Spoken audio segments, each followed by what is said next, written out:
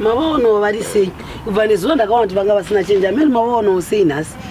Amai, chirwere chandaona umoka ndachiziva ende nombro kuti titaure pasina vana nokuti munogona muinacho. Simukai munotamba, simukai.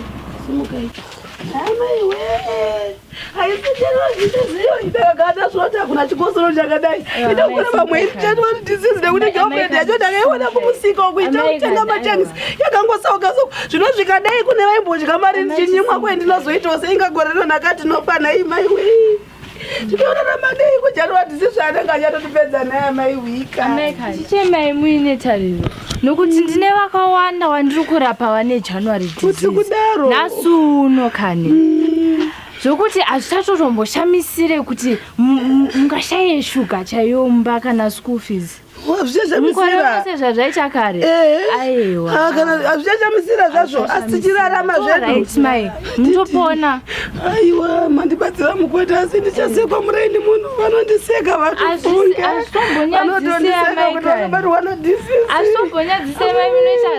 If you have another WhatsApp joke you'd like us to act, patiently send it to us on 0785 583 135.